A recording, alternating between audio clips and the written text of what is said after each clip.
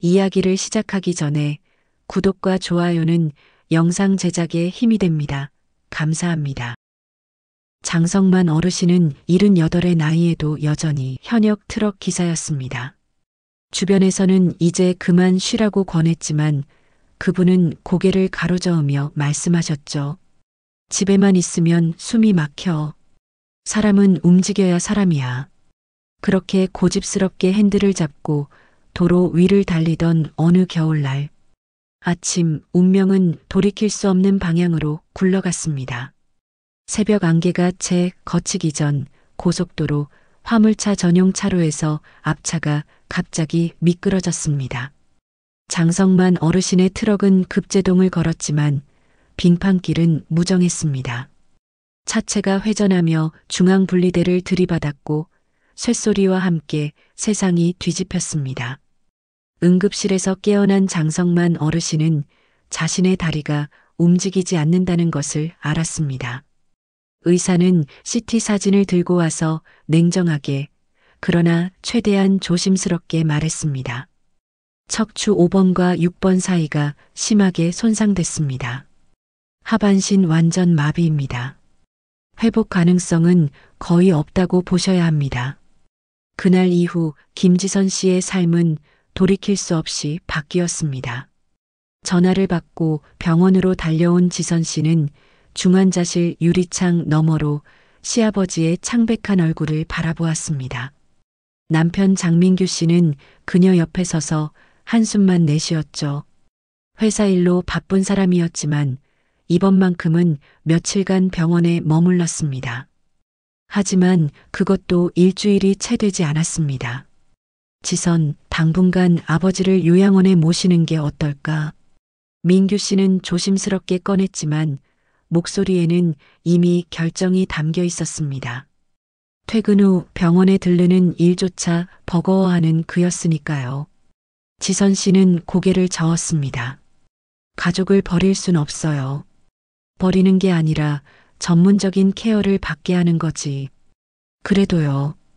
지선 씨의 목소리는 작았지만 단호했습니다. 30살에 결혼해서 지금까지 25년을 전업주부로 살아온 그녀였습니다. 시부모님을 모시는 것도, 명절 음식을 준비하는 것도, 남편의 와이셔츠를 다리는 것도 모두 당연한 일이라 여기며 살아왔죠. 그런 그녀에게 시아버지를 요양원에 보낸다는 것은 스스로의 존재 이유를 부정하는 일처럼 느껴졌습니다. 결국 장성만 어르신은 퇴원과 동시에 아들 내외의 집으로 들어오셨습니다. 그날 집안의 지도가 바뀌었습니다. 안방은 휠체어가 드나들 수 있도록 가구를 모두 치우고 시아버지의 방이 되었습니다. 부부는 원래 딸의 방이었던 작은 방으로 옮겼습니다.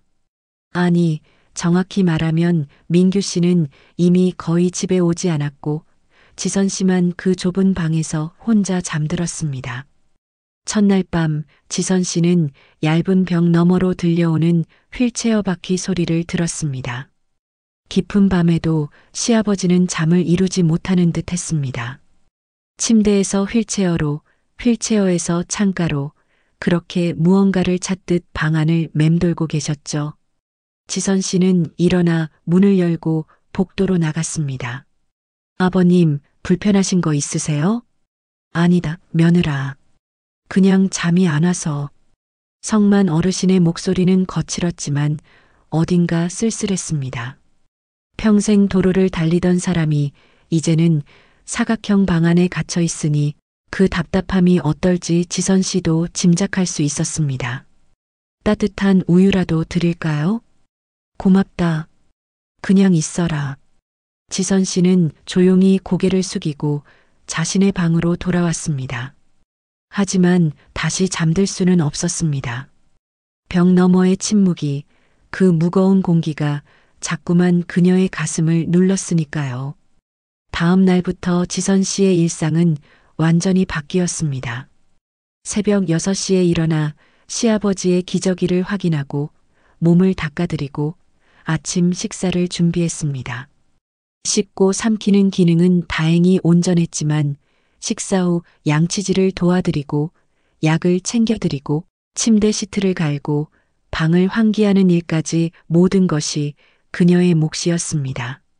점심을 준비하고 설거지를 하고 오후에는 물리치료 동작을 함께하고 저녁을 준비하고 다시 기저귀를 확인하고 하루가 어떻게 가는지도 모를 만큼 시간은 빠르게 흘렀습니다. 민규 씨는 점점 더 늦게 귀가했습니다. 회사 일이 바빠서 그것이 그의 유일한 대답이었습니다. 지선 씨는 더 이상 묻지 않았습니다. 어차피 돌아올 대답을 알고 있었으니까요. 남편은 아버지의 간병 현장을 보고 싶어 하지 않았습니다.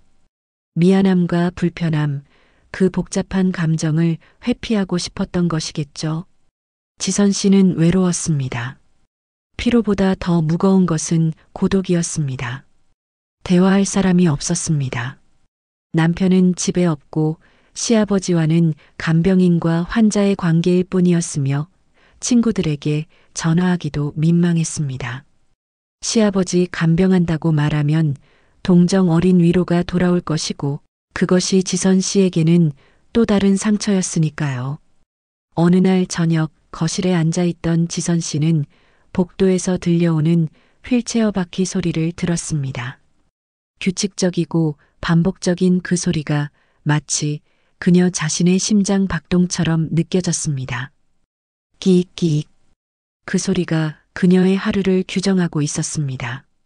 그 소리가 멈추면 불안했고 그 소리가 들리면 다시 일어나 무언가를 해야 했습니다. 지선 씨는 문득 깨달았습니다.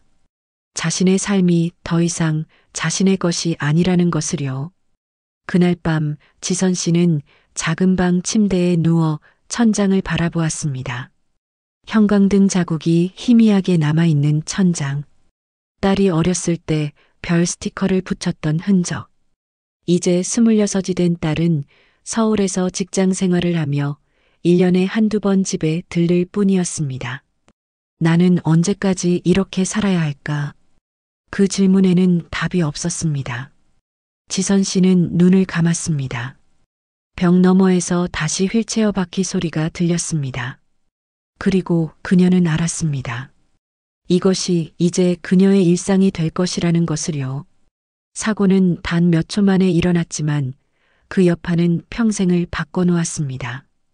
장성만 어르신의 하반신만 멈춘 것이 아니었습니다. 김지선 씨의 시간도 그날 이후 멈춰버렸습니다. 새벽 6시 알람이 울리기 전에 지선 씨는 눈을 떴습니다. 몸이 이미 시간을 기억하고 있었습니다. 창밖은 아직 어둠이 가시지 않은 회색빛이었고 겨울 새벽의 차가운 공기가 이불 밖으로 스며들었습니다. 지선 씨는 조용히 일어나 가운을 걸쳤습니다. 남편 민규 씨는 어젯밤에도 집에 오지 않았습니다. 침대 한쪽은 여전히 차갑고 깔끔했죠. 이제는 놀랍지도 않았습니다. 오히려 익숙해져 버린 자신이 더 낯설었습니다. 복도를 지나 시아버지 방문 앞에 섰습니다. 노크를 하고 문을 열자 어둠 속에서 휠체어에 앉아있는 성만 어르신의 실루엣이 보였습니다. 아버님, 주무시지 않으셨어요? 어차피 잠이 안 와. 성만 어르신의 목소리는 거칠었지만 지쳐 있었습니다. 밤새 잠들지 못한 사람의 목소리였죠.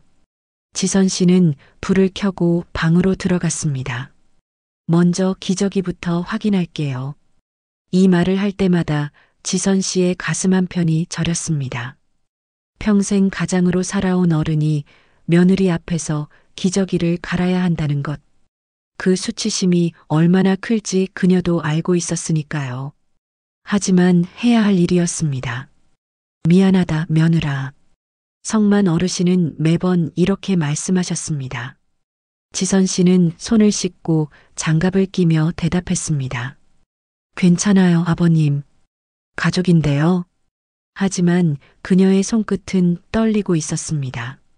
처음에는 차마 눈을 뜨고 할 수 없었던 일이었습니다. 한 달이 지나서야 겨우 익숙해졌지만 익숙함과 편안함은 다른 것이었죠. 지선 씨는 애써 표정을 숨기고 능숙하게 기저귀를 교체했습니다. 이제 씻겨드릴게요. 침대 옆에 준비해둔 따뜻한 물과 수건으로 시아버지의 몸을 닦아드렸습니다. 얼굴, 목, 팔, 가슴 한 부분 정성스럽게. 성만 어르신은 눈을 감고 있었습니다. 아마도 이 시간이 그분에게도 견디기 힘든 시간일 것이었습니다. 오늘은 목욕하시는 날이에요. 일주일에 2번, 화요일과 금요일은 목욕하는 날이었습니다. 지선 씨에게는 가장 힘든 시간이었죠. 휠체어를 욕실로 밀고 들어가 욕조 옆에 세웠습니다. 그리고 깊게 숨을 들이쉬었습니다. 아버님, 제가 안아서 옮길게요. 힘 빼세요. 이 순간이 가장 어려웠습니다. 지선 씨는 허리를 숙이고 시아버지의 몸을 안았습니다. 한 팔은 등 뒤로, 한 팔은 무릎 아래로, 그리고 힘을 주어 들어 올렸습니다. 무게중심을 잡기 위해 그녀의 몸은 시아버지의 몸에 밀착되었습니다. 그 짧은 몇 초 동안 지선 씨는 낯선 온기를 느꼈습니다. 남자의 체온, 남자의 숨결, 남자의 존재. 얼마나 오랜만이었을까요? 남편은 이미 몇 년 전부터 그녀를 여자로 보지 않았습니다. 부부관계도 1년에 한두 번 의무처럼 치러질 뿐이었고 스킨십이라고는 실수로 손이 스치는 것밖에 없었습니다. 지선 씨의 심장이 빨라졌습니다. 욕조에 시아버지를 조심스럽게 앉히고 나서야 그녀는 자신이 숨을 참고 있었다는 것을 깨달았습니다. 후 하고 긴 숨을 내쉬었습니다. 아프신 데 없으세요? 괜찮다. 성만 어르신의 목소리도 어딘가 떨리고 있었습니다. 지선 씨는 물을 받고 샤워기로 시아버지의 몸을 적셨습니다. 비누칠을 하고 등을 씻기고 머리를 감겨드렸습니다. 욕실에는 수증기가 가득 찼고 두 사람 사이에는 이상한 침묵이 흘렀습니다. 말이 필요 없는 침묵. 아니, 말을 해서는 안 되는 침묵이었습니다. 다 씻으셨어요. 이제 나가실게요. 다시 안아서 휠체어로 옮기는 순간 지선 씨는 또다시 그 온기를 느꼈습니다. 이번에는 조금 더 길게, 조금 더 깊게. 휠체어에 앉히고 나서 그녀는 황급히 뒤로 물러섰습니다. 옷 입혀드릴게요. 손이 떨렸습니다. 왜 떨리는지 스스로도 알 수 없었습니다. 아니, 알고 싶지 않았습니다. 목욕을 마치고 성만 어르신을 방으로 모신 후 지선 씨는 부엌으로 갔습니다. 아침 식사를 준비해야 했습니다. 도마 위에서 칼질을 하는 동안에도 그녀의 손은 계속 떨렸습니다. 왜 이러는 거지? 스스로에게 물었지만 대답할 수 없었습니다. 아침 식사를 차려 시아버지 방으로 가져갔습니다. 침대 테이블을 펴고 밥과 국, 반찬을 올려놓았습니다. 성만 어르신은 혼자서 식사를 하실 수 있었습니다. 팔은 멀쩡했으니까요. 천천히 드세요. 제가 설거지하고 올게요. 지선 씨는 서둘러 방을 나왔습니다. 뭔가로부터 도망치듯 설거지를 하고 세탁기를 돌리고 청소를 했습니다. 몸을 움직이는 동안에는 생각을 하지 않아도 되었습니다. 그저 기계처럼 일을 할 뿐이었죠. 오전 11시쯤 휴대폰이 울렸습니다. 민규 씨였습니다. 지선, 나 오늘도 회사에서 회식이 있어서 늦을 것 같아. 네. 아버지는 괜찮으시고? 네, 괜찮으세요. 그래. 그럼 나중에. 짧은 통화였습니다. 감정도 온기도 없는 사무적인 대화. 지선 씨는 휴대폰을 내려놓고 빈 거실을 바라보았습니다. 점심을 준비하고 시아버지께 식사를 드리고 다시 설거지를 했습니다.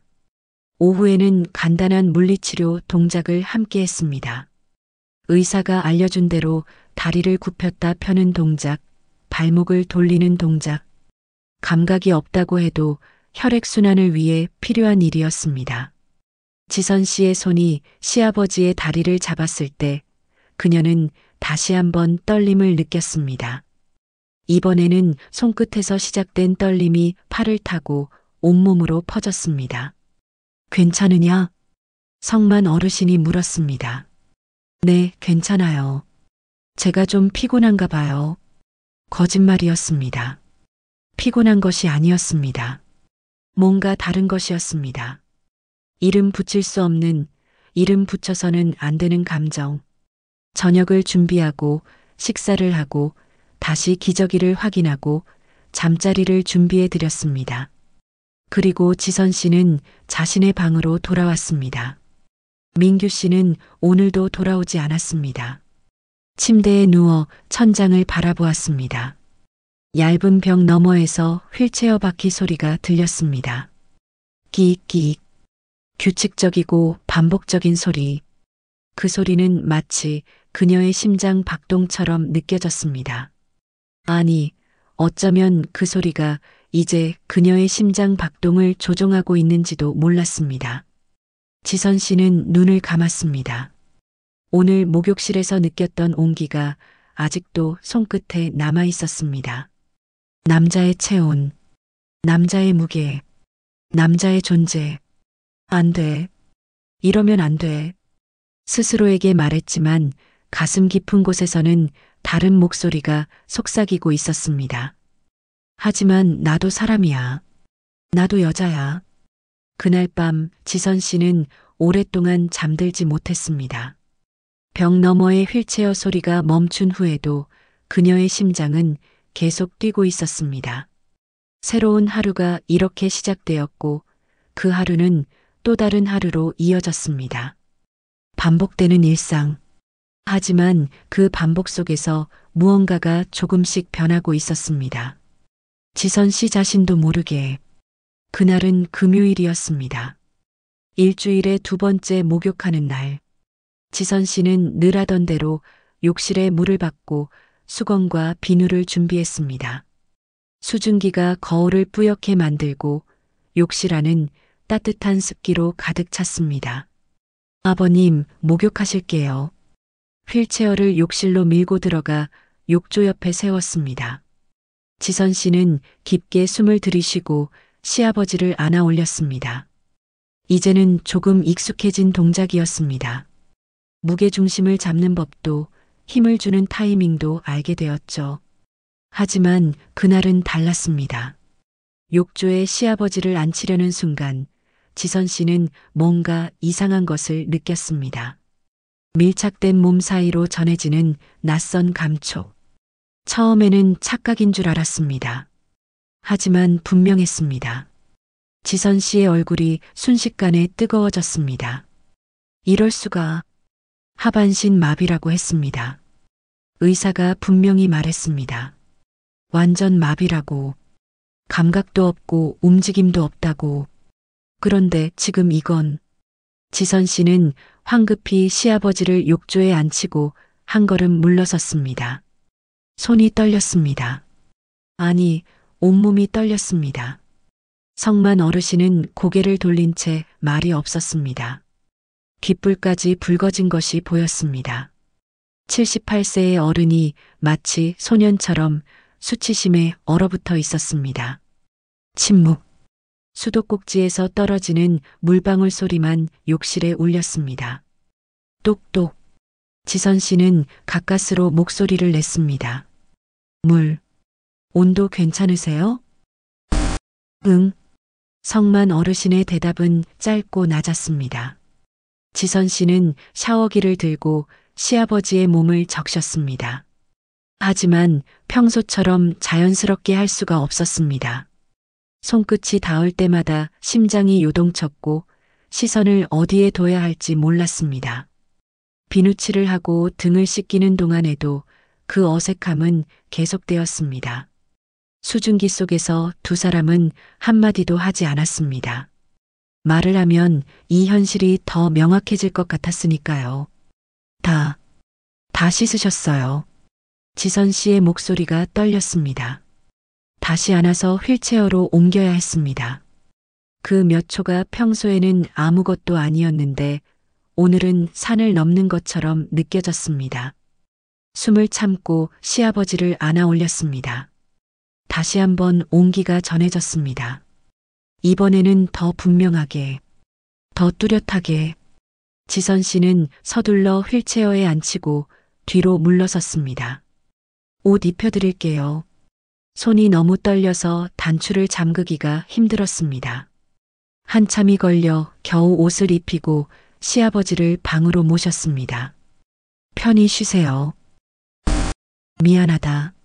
성만 어르신의 목소리가 등 뒤로 들렸습니다. 지선 씨는 대답하지 못하고 황급히 방을 나왔습니다.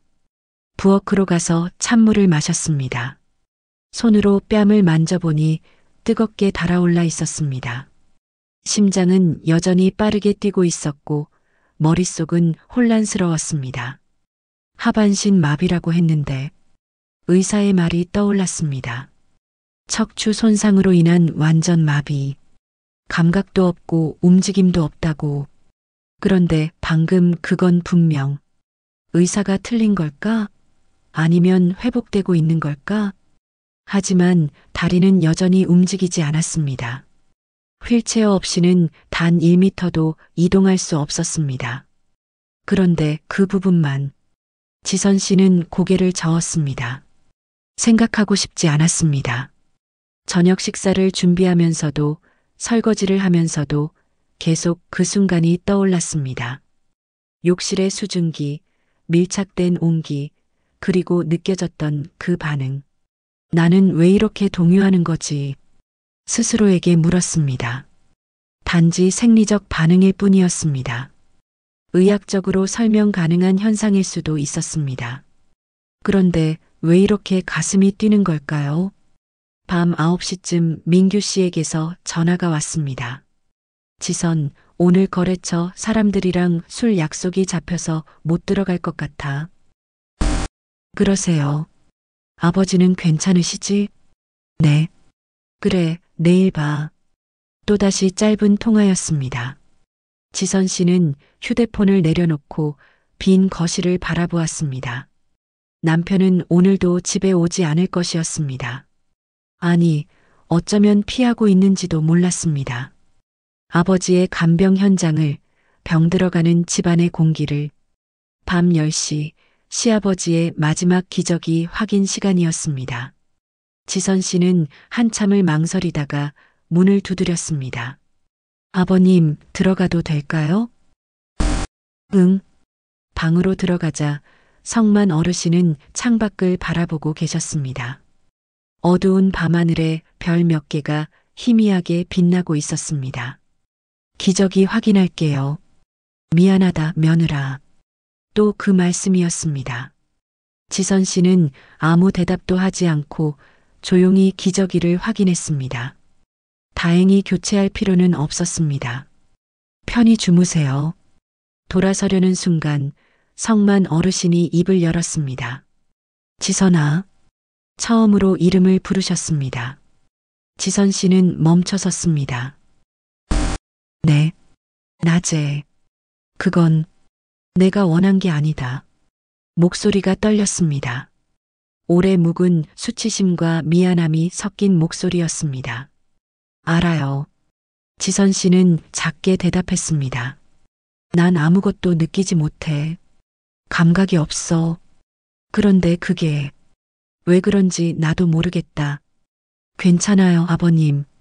병원에 다시 가봐야겠다. 의사가 뭔가 잘못 본 걸 수도 있고. 그러세요. 다음 진료 때 여쭤보세요. 침묵이 흘렀습니다. 그리고 성만 어르신이 다시 말했습니다. 지선아, 너무 미안하다.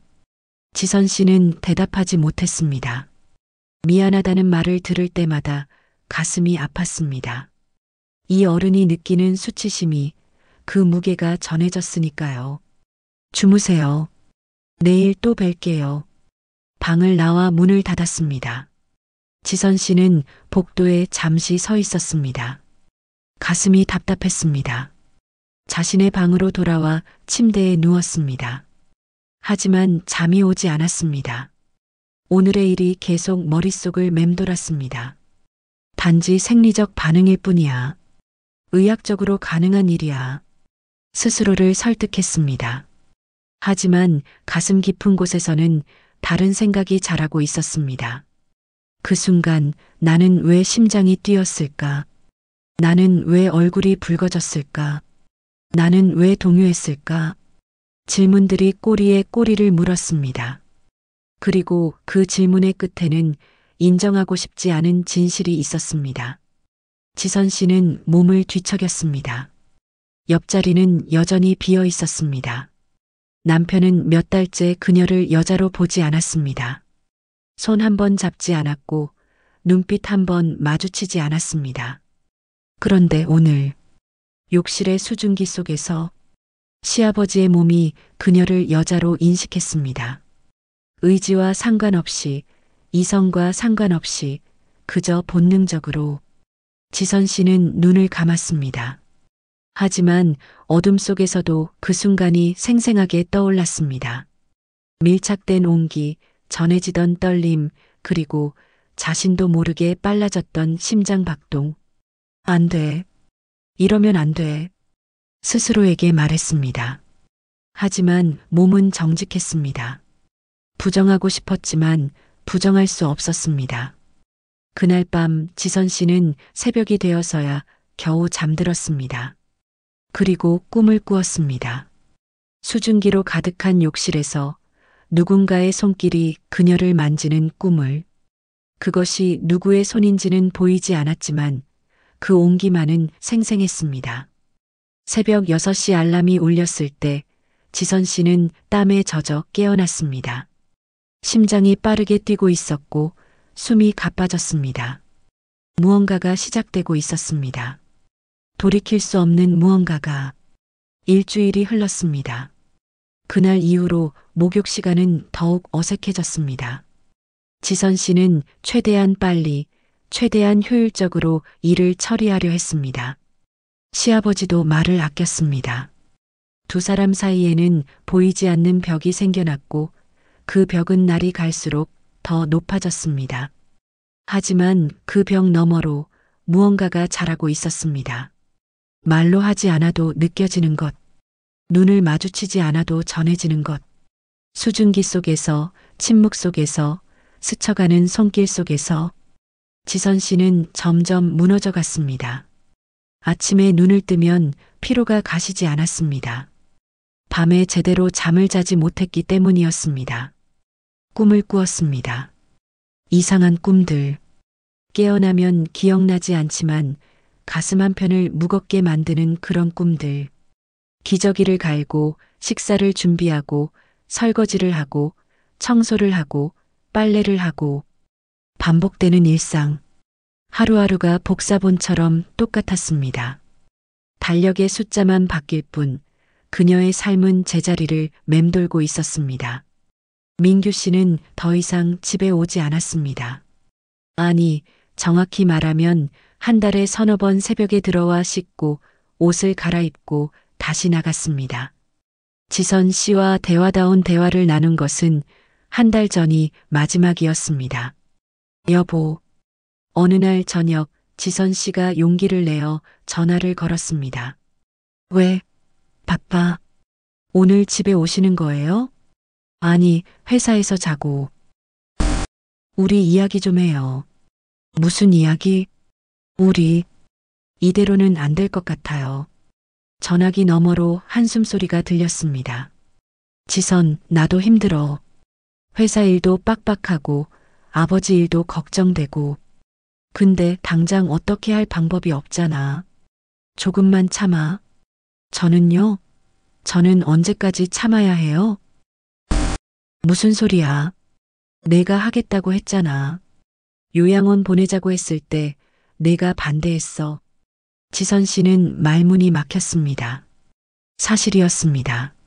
자신이 선택한 일이었습니다. 알았어요. 끊을게요. 지선아. 전화를 끊었습니다. 손에 쥔 휴대폰이 차갑게 느껴졌습니다. 남편의 목소리에는 걱정도, 애정도, 미안함도 없었습니다. 그저 피곤함만 있었습니다. 지선 씨는 소파에 주저앉았습니다. 나는 왜 이렇게 살고 있는 걸까? 질문에는 답이 없었습니다. 아니, 답을 생각할 힘조차 없었습니다. 그저 하루하루를 버티는 것만으로도 벅찼으니까요. 벽시계를 보니 밤 9시였습니다. 시아버지의 기저귀를 확인해야 할 시간이었습니다. 지선 씨는 무겁게 몸을 일으켰습니다. 그때 휴대폰이 울렸습니다. 중학교 동창 강현주였습니다. 여보세요? 지선아, 나야. 오랜만이지? 현주의 밝은 목소리가 전화기 너머로 들렸습니다. 지선 씨는 가까스로 웃음을 지었습니다. 응, 오랜만이야. 요즘 어떻게 지내? 시아버지 간병한다며? 응, 그래. 목소리가 떨렸습니다. 현주는 날카롭게 알아챘습니다. 지선아, 너 괜찮아? 응, 거짓말. 목소리 들으니까 알아. 힘들지? 그 한마디에 지선 씨의 눈가가 뜨거워졌습니다. 누군가 자신을 걱정해 준다는 것, 자신의 상태를 물어봐 준다는 것, 그것만으로도 눈물이 날 것 같았습니다. 조금 힘들어. 많이 힘들다는 거잖아. 그 말투면. 지선아, 내일 시간 돼? 나가서 커피 한잔 하자. 근데 아버님 두고 몇 시간이야? 나갈 수 있잖아. 내일 2시에 역 앞 카페에서 보자. 알았지? 강압적이면서도 다정한 목소리였습니다. 지선 씨는 고개를 끄덕였습니다. 응, 고마워. 전화를 끊고 나니 조금 숨통이 트이는 것 같았습니다. 누군가와 대화를 나눌 수 있다는 것, 집 밖으로 나갈 수 있다는 것, 그것만으로도 작은 희망처럼 느껴졌습니다. 다음 날 오후 2시, 지선 씨는 역 앞 카페에서 현주를 만났습니다. 어머, 지선아. 현주는 반갑게 손을 흔들었습니다. 그녀는 여전히 단정하고 활기차 보였습니다. 지선 씨는 자신도 모르게 고개를 숙였습니다. 거울을 보지 않아도 알 수 있었습니다. 자신이 얼마나 초라하게 변했는지. 앉아. 뭐 마실래? 아메리카노. 아메리카노 2잔이요. 현주가 주문을 하고 지선 씨를 자세히 바라보았습니다. 지선아, 너 많이 야위었다. 그래. 응. 얼굴도 안 좋고. 제대로 먹고 있어? 지선 씨는 대답하지 못했습니다. 사실 최근 몇 주간 식욕이 없었습니다. 시아버지 식사만 챙기고 자신은 대충 때우곤 했습니다. 지선아, 너 이러다 큰일 나겠어. 현주의 목소리가 진지해졌습니다. 내가 왜 혼자 다 감당해? 남편은 뭐해? 회사 일로 바빠서. 바쁘긴. 핑계지. 자기 아버지인데. 지선 씨는 아무 말도 하지 못했습니다. 현주의 말이 맞았으니까요.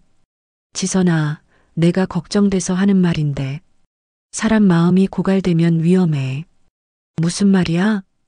감정이 엉뚱한 곳으로 새버린다고. 특히 외로울 때는 더. 현주의 눈빛이 예리해졌습니다. 혹시 뭔가 이상한 감정 느끼지는 않아? 지선 씨의 심장이 철렁했습니다. 마치 들킨 것 같았습니다. 무슨 소리야? 아니면 됐어. 근데 지선아, 진짜 조심해야 돼. 간병하다 보면 감정이 혼란스러워질 수 있거든. 의존관계가 생기고 그게 착각으로 이어지고. 나는 괜찮아. 지선 씨는 손을 저었습니다. 하지만 목소리가 떨렸습니다. 현주는 지선 씨의 손을 잡았습니다. 지선아, 너 혼자 감당하지 마. 요양보호사라도 부르든지 아니면 정말 요양원도 생각해봐. 내가 쓰러지면 아무것도 할 수 없어. 누군가는 해야 하잖아. 그게 꼭 너일 필요는 없어. 지선 씨는 고개를 떨궜습니다. 눈가가 뜨거워졌습니다. 나는 아무것도 할 수 있는 게 없어. 30살에 결혼해서 지금까지 집안일만 했어. 내가 할 수 있는 건 이것밖에 없어. 그래서 내가 다 희생해야 돼? 희생이 아니야. 이게 내 역할이야. 현주는 한숨을 쉬었습니다. 지선아, 내 말 들으니까 더 걱정돼. 넌 너 자신을 너무 몰아세우고 있어. 침묵이 흘렀습니다. 커피가 식어갔습니다. 지선아. 현주가 다시 입을 열었습니다. 내 말 꼭 기억해. 감정이 엉뚱한 곳으로 새기 시작하면 그때는 이미 늦을 수도 있어. 내가 통제할 수 없게 돼. 그 말이 지선 씨의 가슴에 박혔습니다. 엉뚱한 곳. 그곳이 어디인지 지선 씨는 이미 알고 있었습니다. 부정하고 싶었지만 부정할 수 없었습니다. 카페를 나와 집으로 돌아오는 길, 지선 씨는 현주의 말을 곱씹었습니다. 감정이 엉뚱한 곳으로 새버려. 이미 샌 걸까요? 아니면 아직 막을 수 있을까요? 집 앞에 도착했을 때 지선 씨는 잠시 멈춰 섰습니다. 대문 너머로 보이는 창문. 그 안에 시아버지가 계셨습니다. 나는 지금 뭘 느끼고 있는 걸까? 질문을 던졌지만 대답할 용기가 없었습니다. 대문을 열고 들어갔습니다. 복도에서 휠체어 바퀴 소리가 들렸습니다. 끼익끼익. 그 소리를 들을 때마다 지선 씨의 심장은 이상하게 뛰었습니다. 불안함인지 기대인지 두려움인지 알 수 없는 감정. 다녀왔습니다, 아버님. 응, 다녀왔니? 성만 어르신의 목소리가 방 안에서 들렸습니다. 평범한 인사였습니다. 하지만 지선 씨의 귓가에는 다르게 들렸습니다.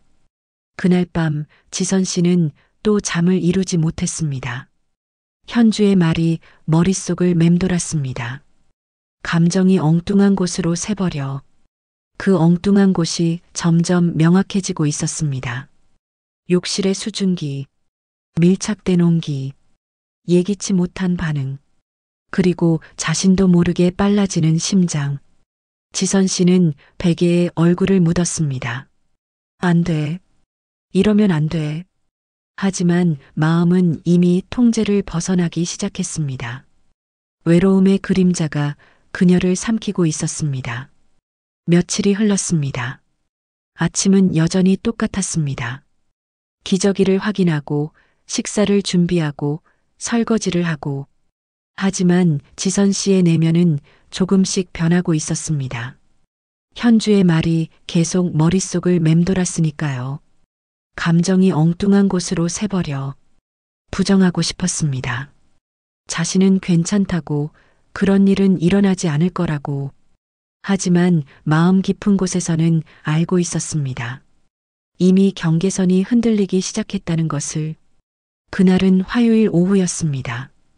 지선 씨는 시아버지를 물리치료를 위해 거실 소파로 옮기려 했습니다. 평소에는 휠체어에서 다리 운동을 하곤 했지만 오늘은 자세를 바꿔보려 했습니다. 의사가 말했듯이 같은 자세로만 있으면 욕창이 생길 수 있었으니까요. 아버님, 소파로 옮겨드릴게요. 그래. 지선 씨는 휠체어를 소파 옆에 바짝 붙였습니다. 그리고 익숙한 동작으로 시아버지를 안아 올렸습니다. 한 팔은 등 뒤로, 한 팔은 무릎 아래로. 그런데 그 순간 시아버지의 몸이 예상보다 앞으로 기울었습니다. 중심을 잡지 못한 것이었습니다. 지선 씨는 황급히 받쳐야 했고 그러다 보니 두 사람의 몸이 완전히 밀착되었습니다. 가슴과 가슴이 맞닿았습니다. 숨소리가 들렸습니다. 체온이 전해졌습니다. 그리고 지선 씨는 다시 한번 느꼈습니다.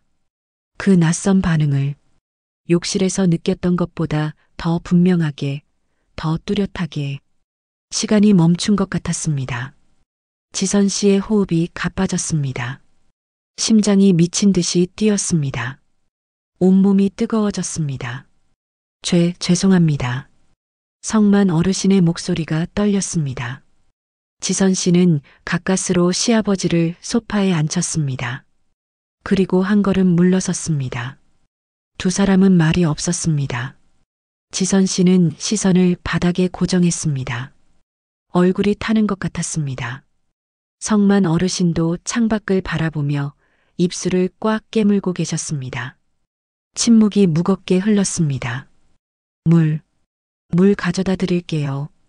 지선 씨는 황급히 부엌으로 갔습니다. 손이 떨려서 컵을 제대로 잡을 수 없었습니다. 찬물을 마셨지만 입안이 마르는 것 같았습니다. 방금 그건 뭐였지? 단순한 생리적 반응이라고 하기에는 너무 많은 것이 전해졌습니다. 온기, 떨림, 긴장, 그리고 무언가 더. 지선 씨는 거울에 비친 자신을 보았습니다. 붉게 달아오른 얼굴, 흩어진 머리, 거친 숨결. 낯선 자신이었습니다.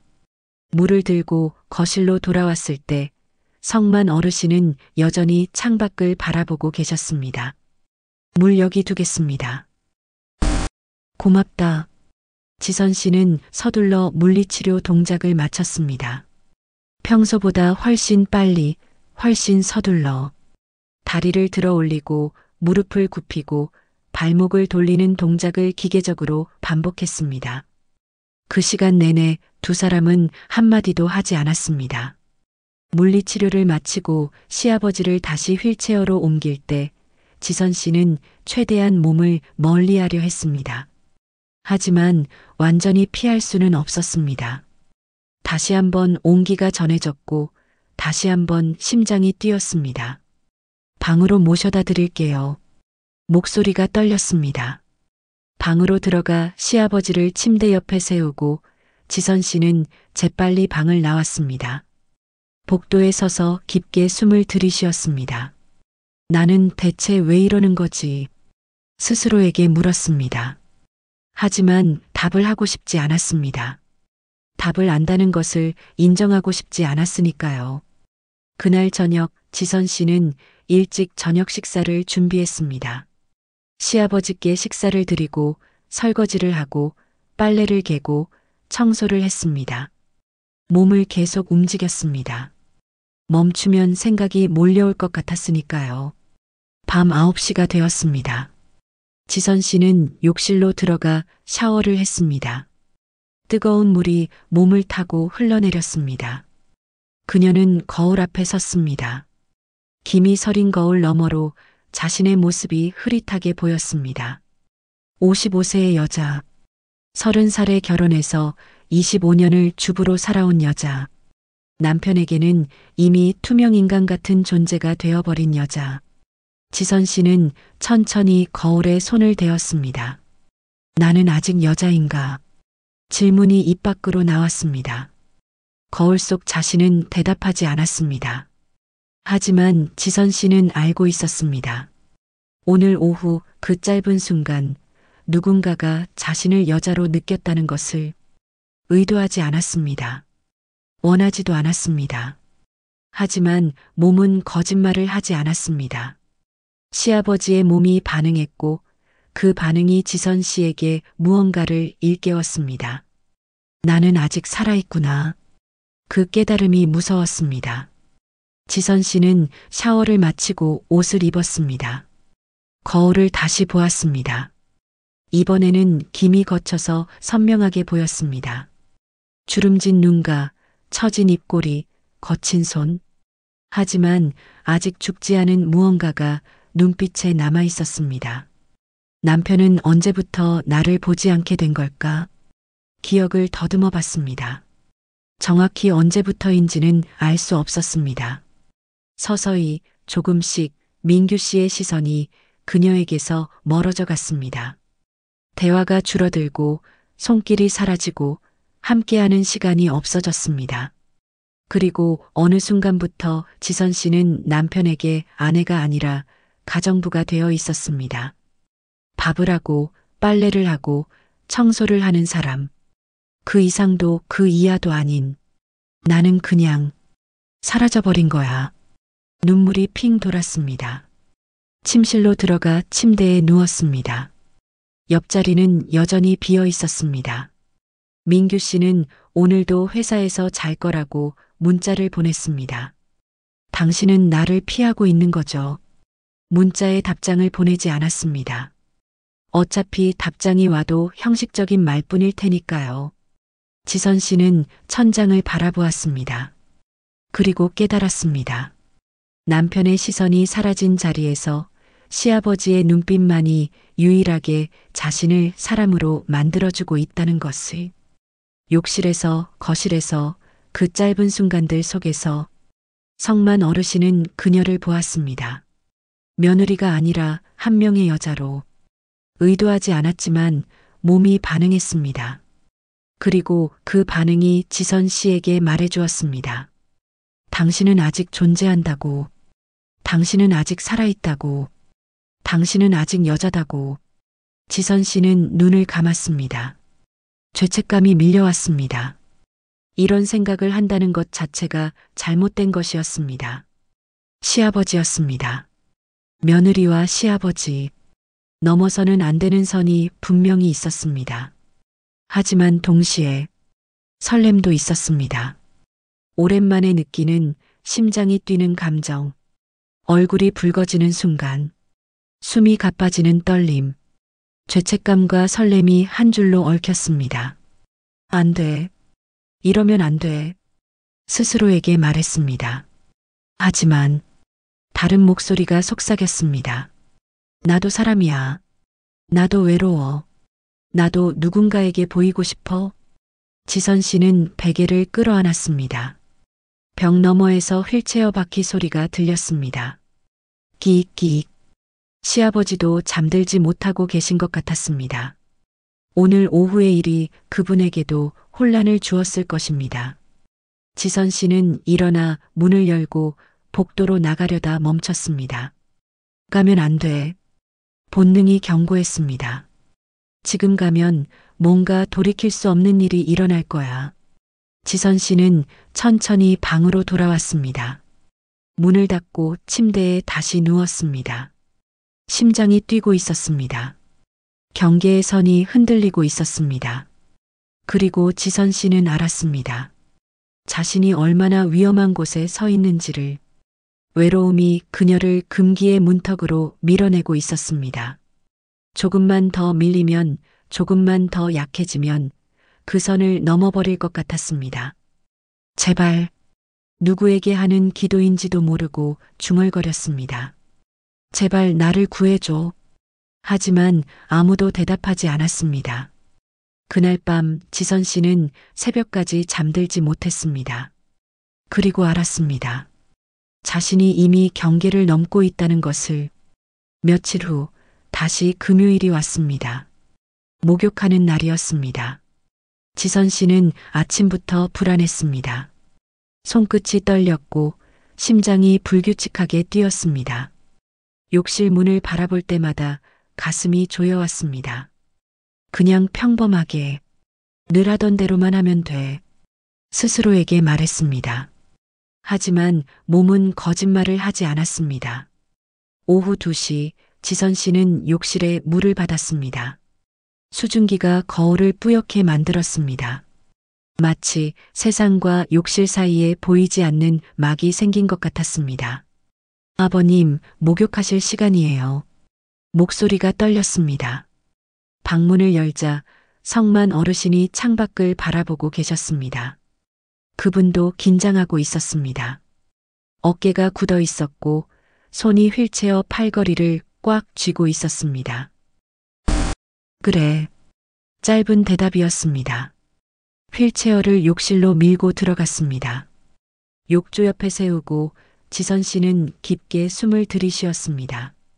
평소처럼 하면 됩니다. 안아서 욕조로 옮기고 씻기고 다시 휠체어로 옮기면 됩니다. 하지만 오늘은 달랐습니다. 옮겨드릴게요. 허리를 숙이고 시아버지를 안았습니다. 그 순간 온기가 전해졌습니다. 익숙하면서도 낯선 감촉. 지선 씨의 팔에 힘이 풀렸습니다. 욕조에 앉히는 순간이 평소보다 길어졌습니다. 몇 초였을까요? 몇 분이었을까요? 시간의 감각이 사라졌습니다. 지선 씨는 물러서지 못했습니다. 성만 어르신은 고개를 들었습니다. 두 사람의 시선이 마주쳤습니다. 수증기 속에서, 희뿌연 공기 속에서 그 눈빛이 모든 것을 말해주었습니다. 지선아. 처음으로 며느라가 아닌 이름으로 불렀습니다. 네. 지선 씨의 목소리는 거의 들리지 않았습니다. 나는 나쁜 사람이야. 성만 어르신의 목소리가 떨렸습니다. 며느리한테 이런 감정을 느끼다니. 나는 정말 아니에요. 지선 씨가 말했습니다. 자신도 놀랄 만큼 침착한 목소리였습니다. 아버님만 그런 게 아니에요. 침묵이 흘렀습니다. 성만 어르신이 천천히 입을 열었습니다. 사실은 그분의 목소리가 흔들렸습니다. 감각이 조금씩 돌아오고 있어. 지선 씨의 심장이 멎는 것 같았습니다. 언제부터요? 한 달 전쯤부터. 처음엔 아주 희미하게. 지금은 더 많이. 의사 선생님께는 말 안 했어. 말하면 너를 못 보게 될까봐. 지선 씨는 숨을 멈췄습니다. 아버님, 미안하다. 정말 미안하다. 하지만 나도 어쩔 수가 없어. 성만 어르신의 눈가가 붉어졌습니다. 매일 내가 날 돌봐주는 걸 보면서, 내 손길을 느끼면서 나는 점점 말이 끊어졌습니다. 지선 씨는 천천히 무릎을 꿇었습니다. 욕조 옆에 앉아 시아버지의 손을 잡았습니다. 저도요. 작은 목소리였습니다. 저도 아버님을 그냥 시아버지로만 볼 수가 없어요. 고백이었습니다. 금기의 고백. 이러면 안 되는 거 알아요. 우리 둘 다 알고 있어요. 하지만 지선 씨의 눈에서 눈물이 흘렀습니다. 저는 너무 외로웠어요. 아무도 저를 보지 않았어요. 남편은 저를 사람으로 보지 않고, 딸은 멀리 있고, 친구들에게도 말 못하고, 저는 그냥 사라지는 것 같았어요. 성만 어르신이 떨리는 손으로 지선 씨의 뺨을 닦아주었습니다. 나도 그래. 사고 이후로 나는 사람이 아니라 짐이 된 것 같았어.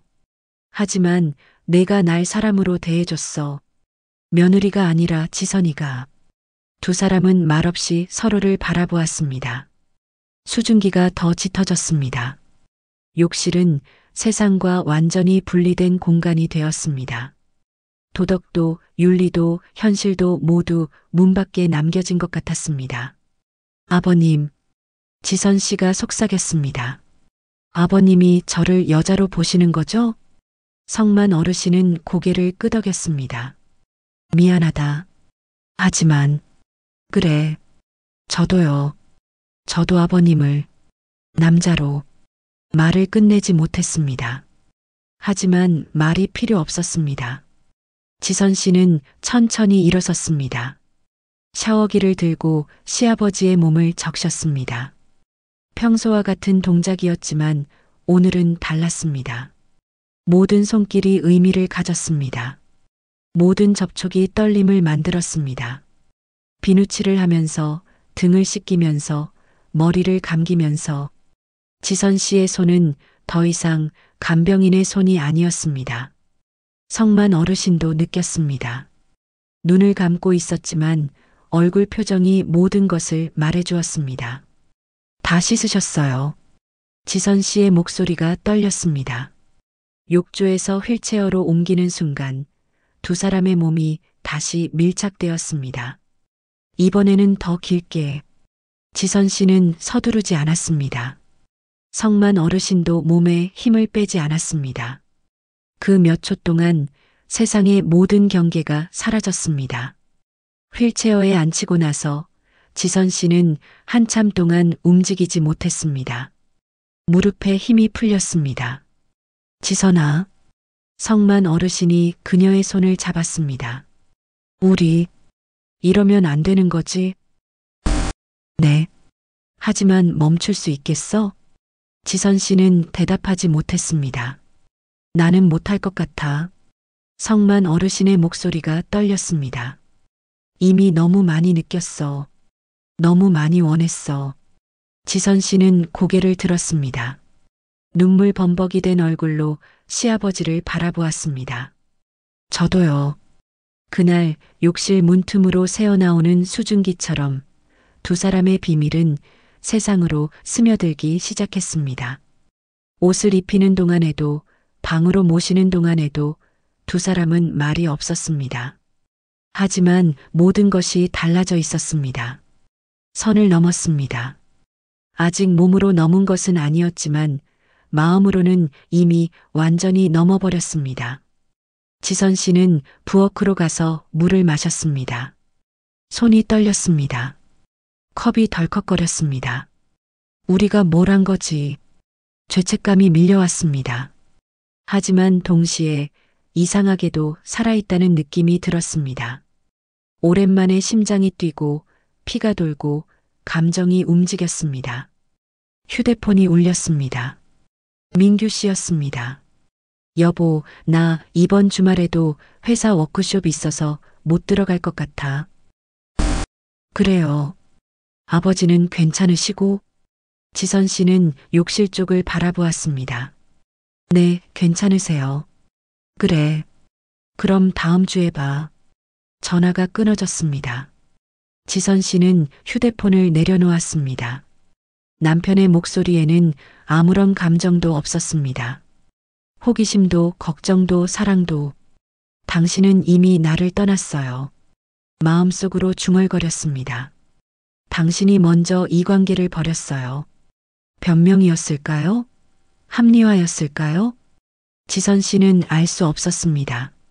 그날 저녁 시아버지께 식사를 드리러 갔을 때 두 사람의 시선이 다시 마주쳤습니다. 말은 없었지만 모든 것을 알 수 있었습니다. 돌이킬 수 없는 강을 건넜다는 것을, 이제 뒤로 갈 수 없다는 것을, 그리고 앞으로 어떤 일이 벌어질지 알 수 없다는 것을. 밤이 깊어갔습니다. 지선 씨는 침대에 누워 천장을 바라보았습니다. 벽 너머에서 휠체어 소리가 들렸습니다. 끼익끼익. 하지만 오늘은 그 소리가 달리 들렸습니다. 부름 같았습니다.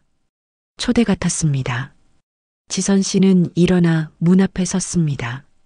손이 문손잡이에 닿았습니다. 나가면 안 돼. 나가면 정말로 끝이야. 이성이 말했습니다. 하지만 나는 이미 너무 외로워.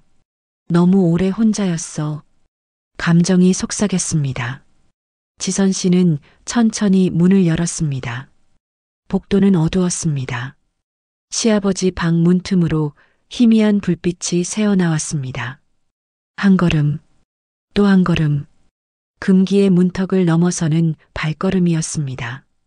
욕실의 수증기 속에서 시작된 것이 이제 현실이 되려 하고 있었습니다. 그리고 지선 씨는 알았습니다.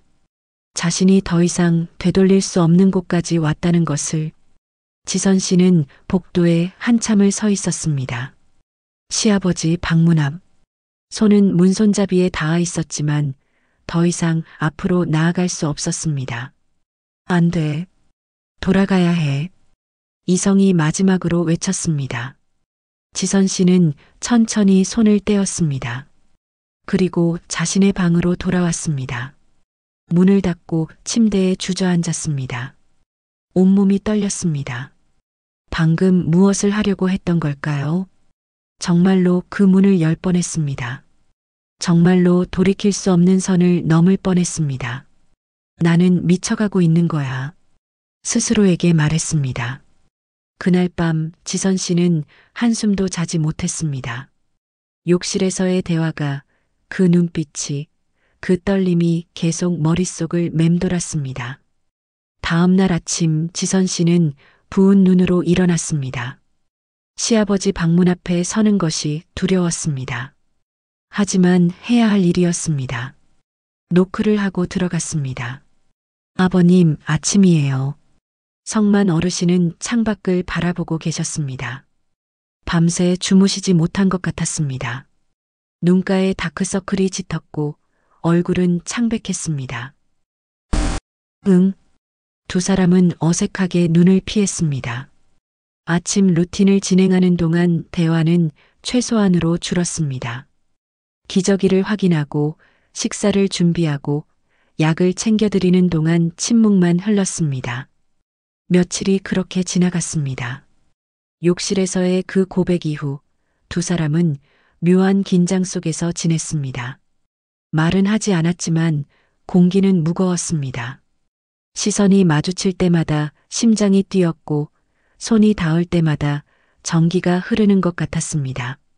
하지만 지선 씨는 선을 지켰습니다. 간신히 가까스로.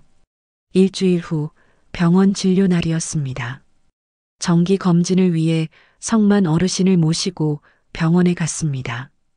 민규 씨도 오랜만에 함께 했습니다. 회사 일정을 조정해서 참석한 것이었습니다. 아버님 상태 어떠신가요? 민규 씨가 의사에게 물었습니다. 의사는 검사 결과지를 보며 말했습니다. 하반신 마비 상태는 변화가 없습니다. 다리 쪽 근육과 신경 반응은 여전히 없고요. 그럼 회복 가능성은? 현재로서는 어렵습니다. 의사가 잠시 멈췄다가 말을 이었습니다. 다만 특이한 점이 있습니다. 특이한 점이요? 환자분께서 감각 이상을 호소하셔서 추가 검사를 했는데요. 하반신 운동 능력은 완전히 소실되었지만 특정 부위의 감각 신경은 일부 살아있는 것으로 보입니다. 지선 씨의 심장이 철렁했습니다. 특정 부위라면? 민규 씨가 물었습니다. 성감각 관련 신경입니다. 드문 케이스지만 척추 손상 위치에 따라 이런 경우가 있습니다. 하반신은 마비되었지만 그쪽 감각만 부분적으로 남아있는. 의사의 설명이 이어졌지만 지선 씨는 더 이상 들리지 않았습니다. 진료실을 나와 복도를 걸을 때 민규 씨의 눈빛이 날카로워졌습니다. 지선. 네. 혹시 알고 있었어? 뭐요? 아버지한테 그런 감각이 있다는 걸. 지선 씨의 입술이 바짝 말랐습니다. 아니요. 오늘 처음 들었어요. 거짓말이었습니다.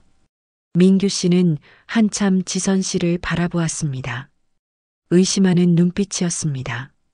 그래. 네. 이상하네. 아버지를 그렇게 가까이서 돌보는데 몰랐을까? 지선 씨는 대답하지 못했습니다. 집으로 돌아오는 차 안은 침묵으로 가득했습니다. 민규 씨는 운전대를 꽉 쥐고 있었고 지선 씨는 창밖만 바라보았습니다. 뒷좌석의 성만 어르신도 말이 없었습니다. 집에 도착해서 시아버지를 방으로 모신 후 민규 씨가 지선 씨를 불렀습니다. 지선, 우리 이야기 좀 하자. 거실로 갔습니다. 부부는 소파에 마주 앉았습니다. 솔직히 말해. 뭔가 숨기는 거 있지? 무슨 말씀이세요? 아버지를 돌보면서 이상한 일 없었어? 지선 씨의 손끝이 차갑게 식었습니다. 이상한 일이라니 무슨. 지선, 나는 바보가 아니야. 민규 씨의 목소리가 낮아졌습니다. 요즘 너 이상해. 아버지도 이상하고. 뭔가 달라졌어. 당신이 집에 없으니까 모르는 거예요. 우리는 그냥 똑같이 지내고 있어요. 그래. 그럼 왜 눈을 못 마주쳐? 지선 씨는 고개를 들어 남편을 바라보았습니다. 당신이야말로 제 눈을 언제 마주쳤어요? 언제 저랑 제대로 대화했어요? 당신은 한 달 넘게 집에도 안 들어오면서 무슨. 회사 일로 바빠서 그런 거잖아. 민규 씨가 목소리를 높였습니다. 나도 힘들어. 아버지 걱정해. 회사 일에. 당장 먹고 살 걱정해. 나도 사람이야. 저도 사람이에요. 지선 씨도 소리쳤습니다. 저도 힘들어요. 하루 종일 기저귀 갈고 밥하고 씻기고 청소하고. 저도 지쳐가요. 근데 당신은 한 번도 물어본 적 없잖아요. 내가 괜찮은지 힘들진 않은지. 부부는 서로를 노려보았습니다. 침묵이 흘렀습니다. 민규 씨가 먼저 한숨을 쉬었습니다. 미안해. 내가 좀 예민했나 봐. 저도 미안해요. 그냥 요즘 너무 모든 게 힘들어서. 민규 씨는 소파에 깊이 기대었습니다. 아버지 일도 우리 일도 다 꼬여가는 것 같아. 지선 씨는 대답하지 못했습니다. 남편의 말이 맞았으니까요. 모든 것이 꼬여가고 있었습니다. 나 오늘도 회사 가봐야 해.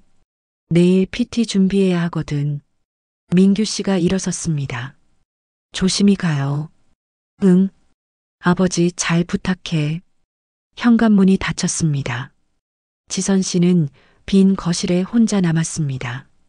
남편의 의심, 그 날카로운 눈빛이 머릿속에 남아 있었습니다. 그 사람이 알고 있는 걸까? 아니, 정확히는 모르지만 감각적으로 느끼고 있는 것 같았습니다. 뭔가 잘못되어 가고 있다는 것을. 지선 씨는 시아버지 방으로 갔습니다.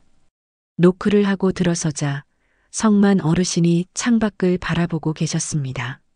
아버님. 응. 오늘 병원에서 미안하다. 성만 어르신이 먼저 말했습니다. 내가 의사한테 말했어야 했는데 감각이 돌아온다고. 아니에요. 괜찮아요. 민규가 의심하는 것 같더구나.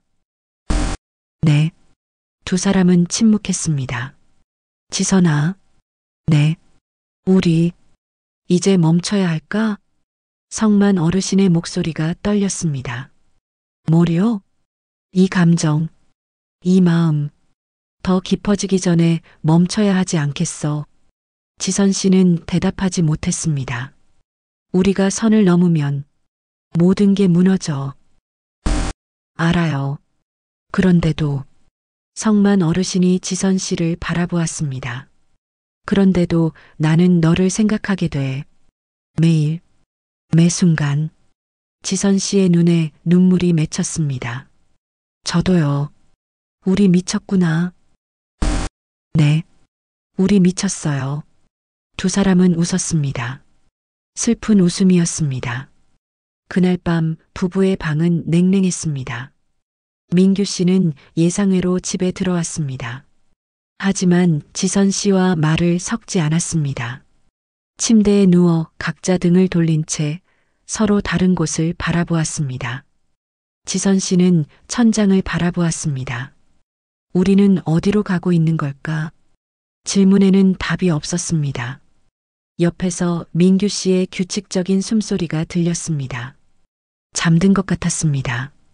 지선 씨는 조용히 일어나 창가로 갔습니다. 밖은 어두웠습니다. 몇 개의 가로등만 희미하게 빛나고 있었습니다. 나는 무엇을 원하는 걸까? 스스로에게 물었습니다. 안정된 결혼 생활? 하지만 이미 무너진 지 오래였습니다. 가족의 평화? 하지만 이미 균열이 생겼습니다. 아니면 금기의 사랑? 지선 씨는 고개를 저었습니다. 안 돼. 그건 안 돼. 하지만 가슴은 다르게 말하고 있었습니다. 그날 밤 지선 씨는 꿈을 꾸었습니다. 모든 것이 무너지는 꿈. 집이 무너지고 가족이 흩어지고 자신이 홀로 폐허에 서 있는 꿈. 그런데 이상하게도 그 폐허는 외롭지 않았습니다. 누군가 함께 있었으니까요. 수증기 속에서, 욕실의 침묵 속에서 만난 그 사람이. 새벽에 깨어났을 때 지선 씨는 땀에 젖어 있었습니다. 옆을 보니 민규 씨는 이미 일어나 회사에 간 모양이었습니다. 지선 씨는 일어나 거울을 보았습니다. 낯선 여자가 거기 있었습니다. 죄책감과 설렘 사이에서 흔들리는 금기의 문턱에 선 여자가. 그리고 알았습니다. 의심의 그림자가 점점 짙어지고 있다는 것을. 곧 모든 것이 드러날 것이라는 것을. 며칠 후 민규 씨가 갑자기 집에 들어왔습니다. 평일 낮이었습니다. 회사에 있어야 할 시간인데 현관문이 열렸습니다. 지선 씨는 시아버지의 점심 식사를 준비하다 놀라서 거실로 나왔습니다. 여보, 무슨 일이에요? 민규 씨는 표정이 굳어 있었습니다. 손에 명함 한 장을 들고 있었습니다. 지선 결정했어. 뭐려? 요양보호사를 부르기로 했어. 지선 씨의 얼굴이 굳었습니다. 갑자기 왜요? 갑자기가 아니야. 계속 생각해왔어. 민규 씨가 명함을 식탁에 내려놓았습니다. 회사 동료가 소개해줬어. 경력 많은 분이래. 박 간호사님이라고. 여보, 저도 잘하고 있잖아요. 굳이 돈 들여서. 돈 문제가 아니야.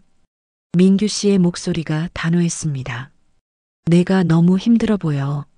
얼굴 봐. 많이 야위었잖아. 저는 괜찮아요. 괜찮지 않아. 민규 씨는 한숨을 쉬었습니다. 그리고 솔직히 말하면 난 내가 아버지를 혼자 돌보는 게 불안해. 지선 씨의 심장이 철렁했습니다. 무슨 말이에요? 전문가가 있으면 더 좋을 것 같아. 의학적인 지식도 있고 경험도 많고 저도 충분히 잘하고 있어요. 지선 씨의 목소리가 높아졌습니다. 아버님도 제가 돌보는 게 편하시대요. 낯선 사람이 오면 오히려 불편하실 거예요. 이미 결정했어. 내일부터 오시기로 했어. 여보, 지선. 민규 씨가 지선 씨를 똑바로 바라보았습니다. 이건 나의 결정이야. 내 아버지고 내가 책임져야 해. 더 이상 너한테만 맡길 수 없어. 지선 씨는 더 이상 반박할 수 없었습니다. 남편의 눈빛이 단호했으니까요. 민규 씨는 회사로 다시 나갔고 지선 씨는 식탁에 놓인 명함을 집어들었습니다. 박미숙 요양보호사. 경력 15년. 손이 떨렸습니다. 시아버지 방으로 갔습니다. 문을 열자 성만 어르신이 창밖을 바라보고 계셨습니다. 아버님, 들으셨어요? 응, 들었어. 어떻게 하죠? 지선 씨의 목소리가 떨렸습니다. 성만 어르신은 한참 침묵하다 말했습니다. 어쩔 수 없지. 민규 결정이니까. 하지만, 지선아. 성만 어르신이 그녀를 바라보았습니다. 어쩌면 이게 나은지도 몰라. 무슨 말씀이세요? 우리 너무 위험한 곳까지 왔잖아. 누군가 중간에 있으면 우리가 실수하지 않을 수 있어. 지선 씨는 고개를 떨궜습니다. 성만 어르신의 말이 맞았습니다. 하지만 가슴 한편이 무너지는 것 같았습니다. 다음 날 오전 10시 박 간호사가 도착했습니다. 초인종이 울렸고 지선 씨가 문을 열었습니다. 안녕하세요. 박미숙입니다. 50대 중반으로 보이는 여성이었습니다. 단정한 옷차림에 날카로운 눈빛, 첫인상부터 원칙주의자 같은 느낌이었습니다. 들어오세요. 실례하겠습니다. 박 간호사는 집안을 둘러보며 들어왔습니다. 관찰하는 눈빛이었습니다. 환자분은 어디 계신가요? 안방에 계세요. 안내해 주시겠어요? 지선 씨는 시아버지 방으로 그녀를 안내했습니다.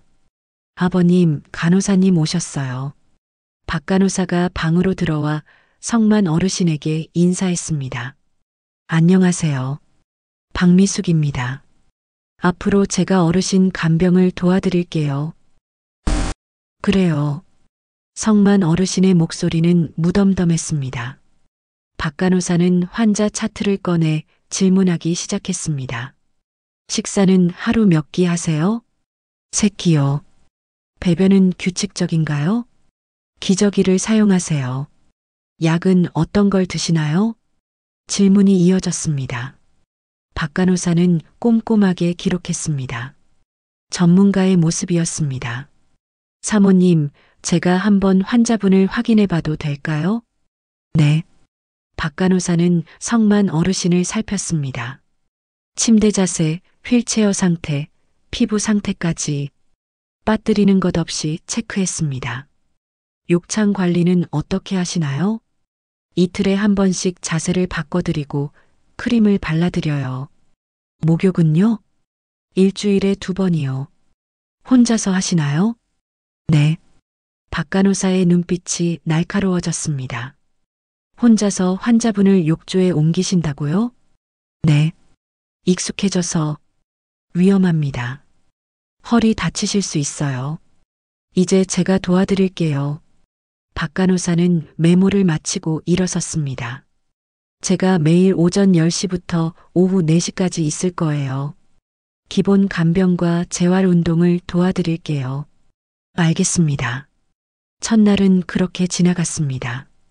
박 간호사는 전문가였습니다. 모든 것을 효율적으로 정확하게 처리했습니다. 하지만 동시에 냉정했습니다. 기계적이었습니다.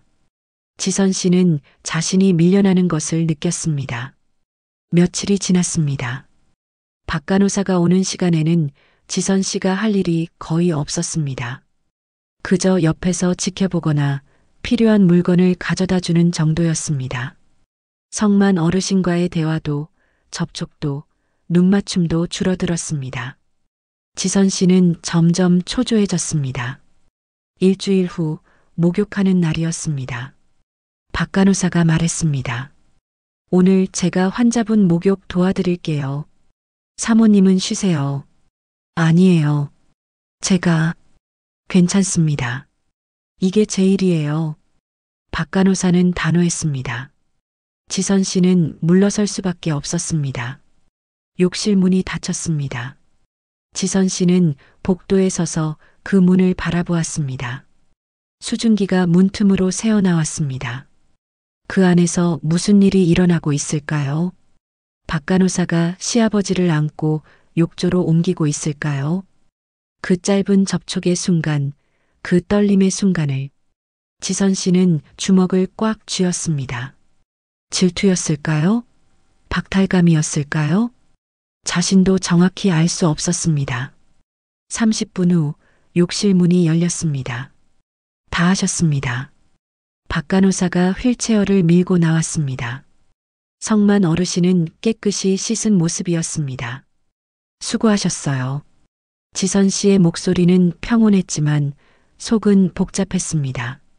그날 오후 박 간호사가 퇴근한 후 지선 씨는 시아버지 방으로 갔습니다. 아버님. 응? 간호사님은 어때요? 전문가시네. 잘하셔. 성만 어르신의 목소리는 무덤덤했습니다. 지선 씨는 더 이상 말하지 못했습니다. 자신이 질투하고 있다는 것을, 시아버지와의 접촉 시간이 사라진 것을, 아쉬워하고 있다는 것을 인정하기 싫었으니까요. 며칠 더 지났습니다. 지선 씨는 점점 더 조급해졌습니다. 시아버지와 단둘이 있는 시간이 거의 없었습니다. 박 간호사가 오전부터 오후까지 있었고 저녁에는 기저귀 확인하는 짧은 시간뿐이었습니다. 그 짧은 시간마저도 두 사람은 어색하게 눈을 피했습니다. 어느 날 오후 지선 씨는 결심했습니다. 박 간호사가 퇴근 준비를 하고 있을 때 지선 씨가 다가갔습니다. 간호사님 잠깐. 네. 지선 씨는 주변을 살피고 작은 봉투를 꺼냈습니다. 이게 뭔가요? 그냥 감사의 표시예요. 간호사님이 오셔서 정말 많이 편해졌어요. 봉투 안에는 10만 원이 들어 있었습니다. 박 간호사는 난처한 표정을 지었습니다. 사모님, 이건 받아주세요. 그리고 지선 씨가 목소리를 낮췄습니다. 오늘은 조금 일찍 퇴근해 주시면 안 될까요? 제가 아버님이랑 얘기할 게 좀 있어서요. 가족 이야기라. 박 간호사는 잠시 망설였습니다. 글쎄요. 남편한테는 비밀로 해주시고요. 그 사람이 알면 또 제가 혼자 힘들어한다고 걱정할 것 같아서. 한 번만이에요. 부탁드려요. 박 간호사는 결국 봉투를 받았습니다. 알겠습니다. 오늘은 3시에 나가겠습니다. 감사합니다. 박 간호사가 떠나고 지선 씨는 혼자 남았습니다. 무엇을 한 걸까요? 뇌물을 준 것일까요? 간호사를 속인 것일까요? 지선 씨는 알고 있었습니다. 이것이 잘못된 행동이라는 것을. 하지만 멈출 수 없었습니다. 시아버지와 단둘이 있고 싶었습니다. 그 짧은 시간이라도, 그 작은 접촉이라도. 지선 씨는 거울을 보았습니다. 낯선 여자가 거기 있었습니다. 금기를 향해 한 걸음 더 나아간 여자가. 그날 저녁 지선 씨는 시아버지와 오랜만에 단둘이 시간을 보냈습니다. 말은 많지 않았습니다. 하지만 침묵이 편안했습니다. 박간호사라는 침입자가 없는 시간. 그것만으로도 지선 씨는 숨통이 트이는 것 같았습니다. 하지만 알지 못했습니다. 그 작은 거짓말이, 그 작은 뇌물이 거대한 폭풍의 씨앗이 될 줄은, 모든 것이 무너지는 시작점이 될 줄은. 그 뒤로 지선 씨는 일주일에 두세 번 박간호사에게 같은 부탁을 했습니다. 봉투를 건네고 일찍 퇴근해 달라고, 가족 이야기를 나눠야 한다고, 남편에게는 비밀로 해달라고. 박간호사는 처음엔 거절하는 듯 했지만 결국 받아들였습니다. 돈의 무게가, 지선 씨의 간절함이 그녀를 움직였던 것일까요? 그렇게 생긴 시간 동안 지선 씨와 성만 어르신은 단둘이 있었습니다. 말은 많지 않았습니다. 하지만 그 침묵이 의미를 가졌습니다. 손이 스칠 때, 눈이 마주칠 때, 그 짧은 순간들이 두 사람에게는 전부였습니다. 선을 넘지는 않았습니다. 아직은. 하지만 날이 갈수록 그 경계선이 흐려지고 있었습니다. 그리고 어느 날, 폭풍이 찾아왔습니다. 그날은 수요일 오후였습니다. 박간호사가 평소처럼 일을 마치고 퇴근 준비를 하고 있었습니다.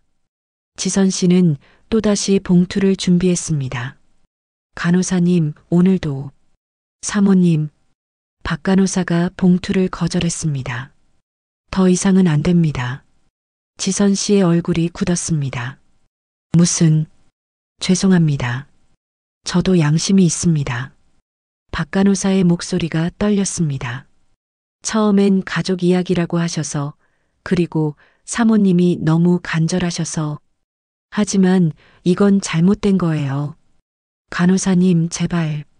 제가 남편분께 말씀드려야 할 것 같습니다.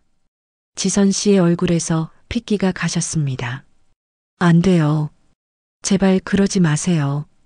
죄송합니다. 박간호사는 고개를 숙이고 현관으로 향했습니다. 간호사님. 지선 씨가 그녀의 팔을 잡았습니다. 제발 한 번만 더 생각해 주세요. 제가 정말. 놓아주세요, 사모님. 박간호사가 단호하게 말했습니다. 저도 전문가로서 책임이 있습니다. 이런 일을 묵과할 수 없어요. 현관문이 닫혔습니다. 지선 씨는 그 자리에 주저앉았습니다. 온몸에 힘이 풀렸습니다. 끝났어. 그 생각밖에 들지 않았습니다. 다음 날 저녁 민규 씨가 일찍 귀가했습니다. 얼굴이 창백했고 표정이 굳어 있었습니다. 현관문을 열고 들어서면서부터 분위기가 달랐습니다. 지선아. 네. 앉아. 할 말이 있어. 거실로 갔습니다. 민규 씨는 소파에 앉았고 지선 씨는 그 맞은편에 앉았습니다. 침묵이 흘렀습니다. 민규 씨가 휴대폰을 꺼냈습니다. 박간호사와의 문자 대화가 화면에 떠 있었습니다. 이게 뭐야? 지선 씨는 화면을 볼 수 없었지만 알 수 있었습니다. 오늘 박간호사님한테 연락 왔어. 민규 씨의 목소리는 낮고 차갑했습니다. 사모님이 돈을 주시며 일찍 나가라고 하셨다고. 몇 주 동안이나. 여보, 대체 왜 그런 짓을 했어? 민규 씨의 목소리가 높아졌습니다. 왜 간호사한테 뇌물을 주고 일찍 보냈어? 대체 왜? 지선 씨는 대답하지 못했습니다. 입술이 떨렸지만 말이 나오지 않았습니다. 지선 말해. 뭘 숨기는 거야? 저는 그냥 뭐? 민규 씨가 소파에서 벌떡 일어났습니다. 아버지랑 단둘이 있고 싶어서? 왜? 대체 왜? 아버님이랑 얘기할 게 있어서요. 가족 얘기를. 거짓말. 민규 씨가 소리쳤습니다. 가족 얘기면 나도 있을 수 있잖아. 왜 나한테는 비밀로 하라고 했어? 지선 씨는 고개를 숙였습니다. 말해. 대체 뭘 숨기는 거야? 그때 방문이 열렸습니다. 휠체어를 탄 성만 어르신이 거실로 나왔습니다. 민규야. 아버지. 그만해. 지선이한테 소리 지르지 마. 성만 어르신의 목소리는 침착했지만 단호했습니다. 아버지는 몰라요. 이 사람이 지금. 안다. 성만 어르신이 말을 끊었습니다. 다 안다. 내가 원한 거야. 거실의 공기가 얼어붙었습니다. 민규 씨는 아버지를 똑바로 바라보았습니다. 무슨 말씀이세요? 내가 지선이한테 부탁했어. 간호사를 일찍 보내달라고. 왜요? 나는 낯선 사람이 싫어. 박 간호사는 전문가지만 차가워. 기계적이야. 하지만 지선이는 달라. 지선이는 성만 어르신의 목소리가 떨렸습니다. 지선이는 날 사람으로 대해줘. 민규 씨는 멍하니 서 있었습니다. 아버지, 그게 무슨... 민규야. 성만 어르신이 아들을 바라보았습니다. 너는 모를 거야. 하반신이 마비된 사람의 기분을. 대소변도 가리지 못하고 스스로 씻지도 못하고 누군가에게 전적으로 의존해야 하는 그 기분을. 아버지, 나는 매일 죽고 싶었어. 살아있는 게 고통이었어. 하지만 지선이가 날 살렸어. 성만 어르신의 눈에 눈물이 맺혔습니다. 지선이 아니었으면 나는 진작에 죽었을 거야. 침묵이 흘렀습니다. 민규 씨는 아버지와 아내를 번갈아 바라보았습니다. 그래서 그게 다예요? 그냥 아버지가 지선이를 편하게 느껴서? 성만 어르신은 대답하지 않았습니다. 민규 씨는 날카롭게 물었습니다. 아니면 뭔가 더 있어요?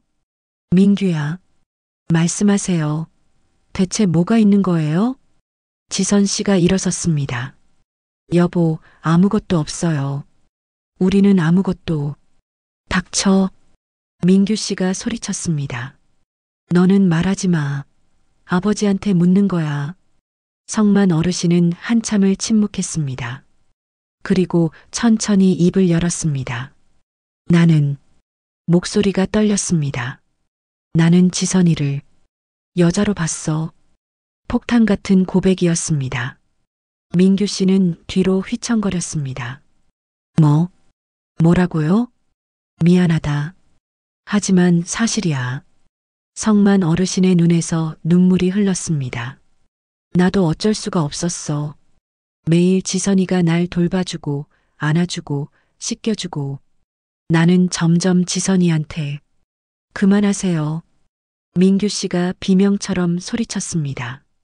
제발 그만하세요. 듣고 싶지 않아요. 민규야.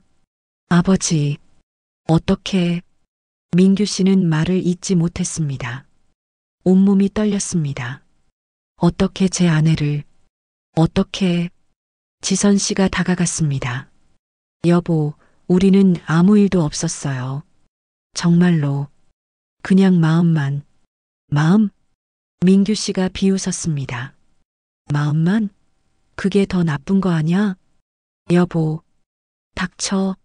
너도 아버지도 다 닥쳐. 민규 씨는 소파를 발로 찼습니다. 이게 뭐야? 이게 대체 뭐야?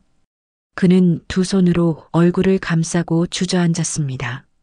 거실에는 무거운 침묵만 흘렀습니다.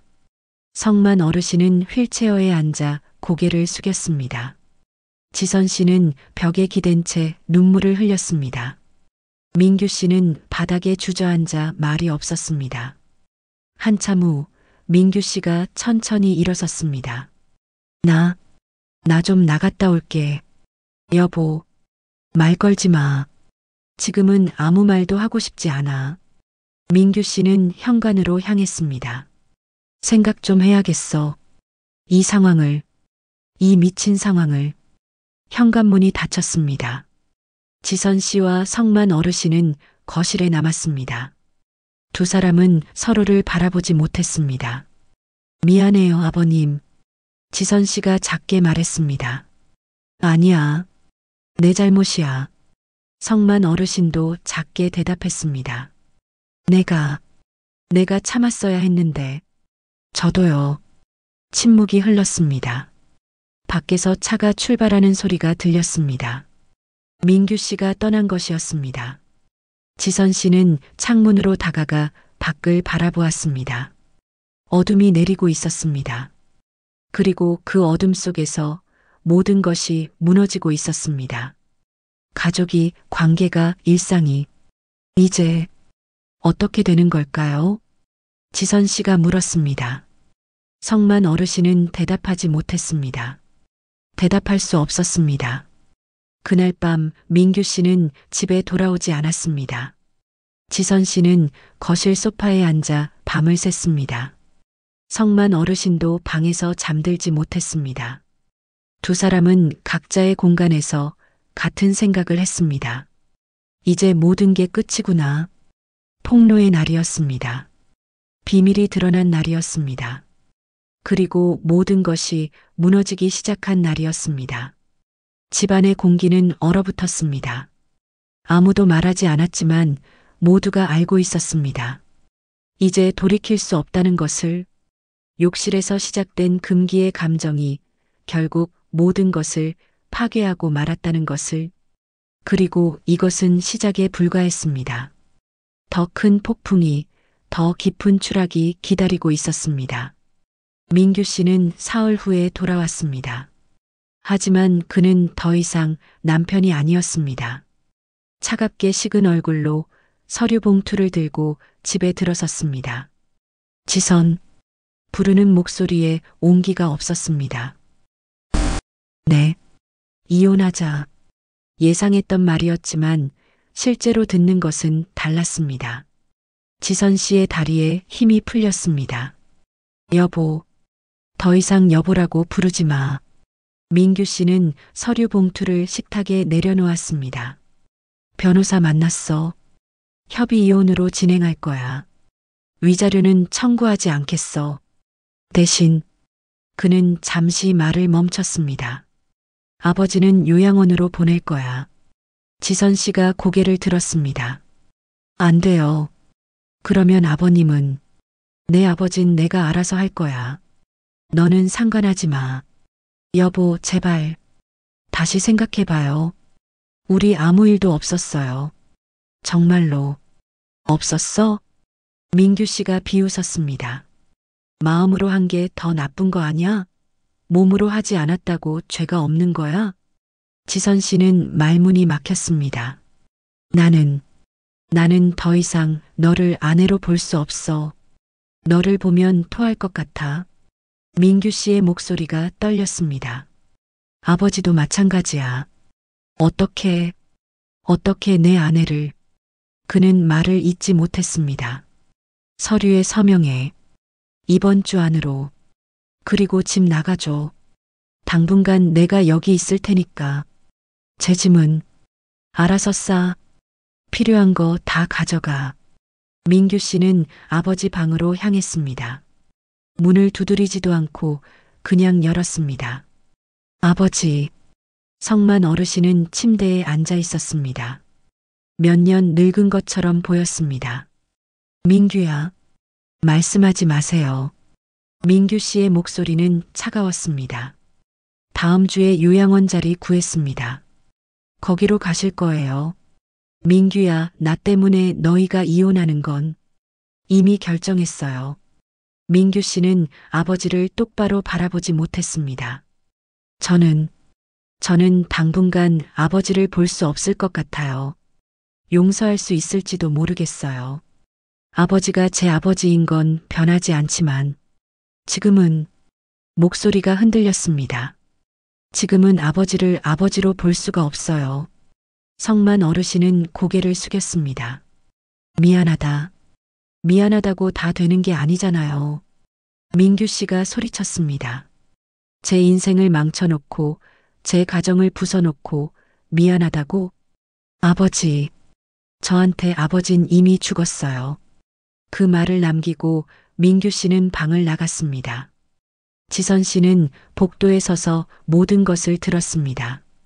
눈물이 흘렀지만 닦지 않았습니다. 일주일이 지났습니다. 지선 씨는 이혼 서류에 서명했습니다. 떨리는 손으로 25년의 결혼 생활을 끝내는 사인을 했습니다.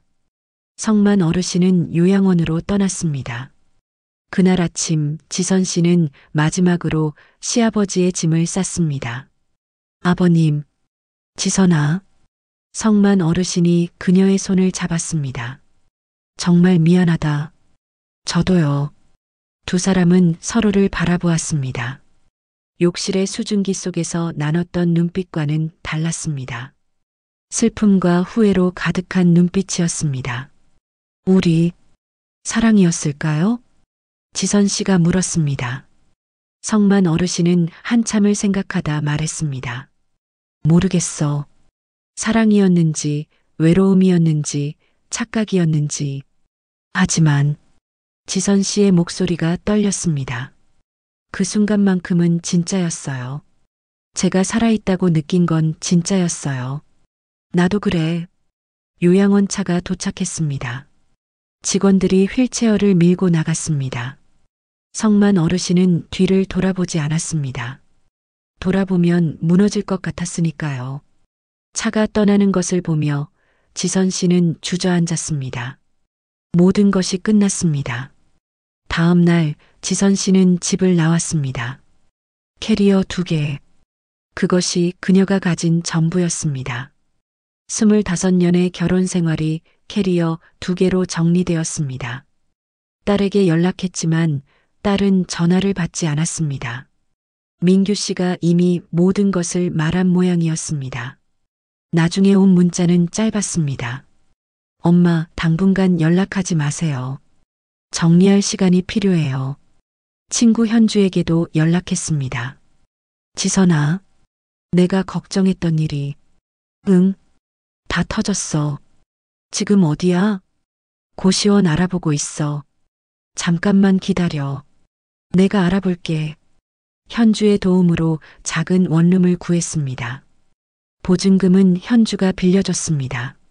나중에 천천히 갚아. 고마워. 지선아. 현주가 그녀를 안아줬습니다. 너무 자책하지 마. 넌 그냥 외로웠던 거야. 지선 씨는 대답하지 못했습니다. 원룸은 좁았습니다. 베란다도 없고 햇빛도 잘 들지 않는 반지하 방이었습니다. 하지만 이제 이곳이 그녀의 집이었습니다. 짐을 풀고 간단한 가구를 놓고 침대를 펴고 그렇게 새로운 삶이 시작되었습니다.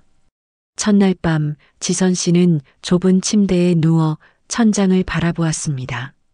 낯선 천장이었습니다. 25년간 익숙했던 집의 천장이 아니었습니다. 모든 것을 잃었습니다. 남편, 가정, 딸과의 관계, 사회적 지위, 경제적 안정. 무엇을 위해서였을까요? 욕실의 수증기 속에서 느꼈던 그 짧은 떨림 때문에, 시아버지와 나눴던 몇 번의 눈빛 때문에, 금기의 감정 때문에, 바보같이 지선 씨는 중얼거렸습니다. 눈물이 흘렀습니다. 하지만 울음소리는 내지 않았습니다. 벽이 얇아서 옆집에 들린 것 같았으니까요. 며칠이 지났습니다. 지선 씨는 일자리를 구해야 했습니다. 55세, 경력 없는 여자. 할 수 있는 일은 많지 않았습니다.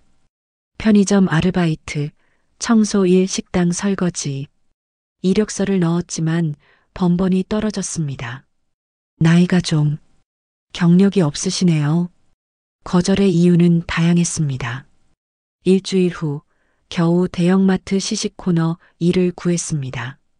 하루 5시간 최저 시급. 하지만 선택의 여지가 없었습니다. 일을 시작했습니다. 맛보세요. 신제품이에요. 목이 쉬도록 외쳤습니다. 25년간 집에서만 살았던 여자가 이제 대형마트에서 시식을 권하고 있었습니다. 저녁에 원룸으로 돌아오면 녹초가 되었습니다. 침대에 쓰러져 잠들었습니다. 꿈을 꾸었습니다. 욕실의 수증기, 밀착된 온기, 떨리는 눈빛, 그 모든 순간들이 꿈속에서 되살아났습니다. 깨어나면 빈 방이었습니다. 한 달이 지났습니다. 어느 날 저녁 지선 씨는 원룸에 앉아 거울을 보았습니다. 거울 속 여자는 더 늙어 보였습니다. 주름이 깊어졌고 머리에 흰머리가 늘었습니다. 손은 거칠어졌고 얼굴은 생기를 잃었습니다. 이게 나야. 손으로 얼굴을 만져보았습니다. 낯선 감촉이었습니다. 휴대폰을 꺼냈습니다.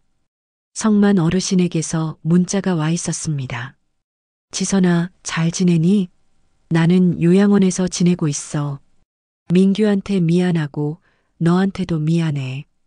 우리가 한 일이 옳았는지는 모르겠지만 그래도 그 순간들은 진짜였다고 생각해. 지선 씨는 답장을 쓰려다 멈췄습니다. 무슨 말을 해야 할까요? 저도 그래요라고, 우리 잘못했어요라고, 후회해요라고. 결국 답장을 보내지 않았습니다. 창밖을 바라보았습니다. 비가 내리고 있었습니다. 가을비였습니다. 차갑고 쓸쓸한 비. 사랑이었을까? 지선 씨는 중얼거렸습니다. 아니면 도피였을까? 질문에는 답이 없었습니다.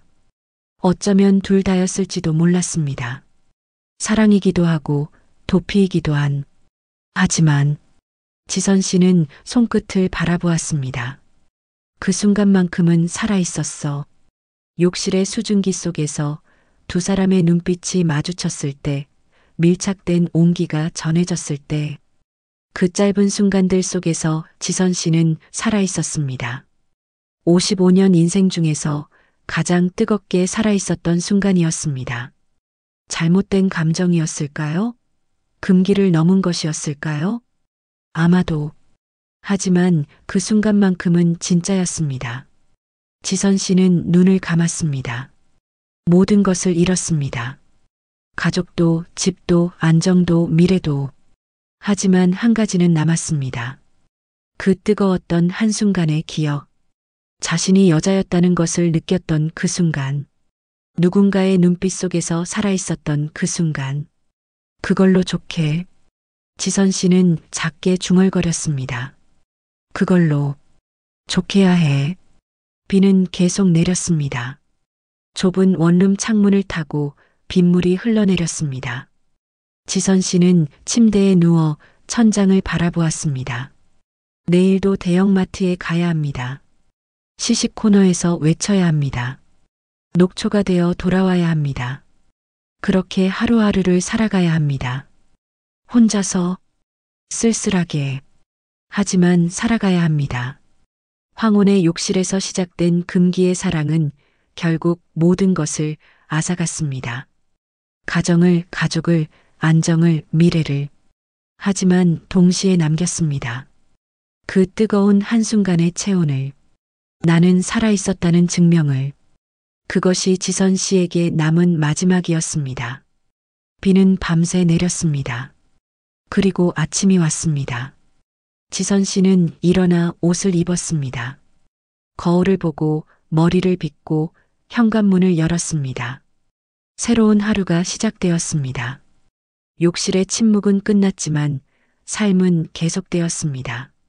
황혼의 경계선을 넘었던 여자는 이제 새벽을 향해 걸어가고 있었습니다. 혼자서, 천천히, 하지만 멈추지 않고. 이야기는 즐거우셨나요? 구독과 좋아요는 영상 제작에 힘이 됩니다. 감사합니다.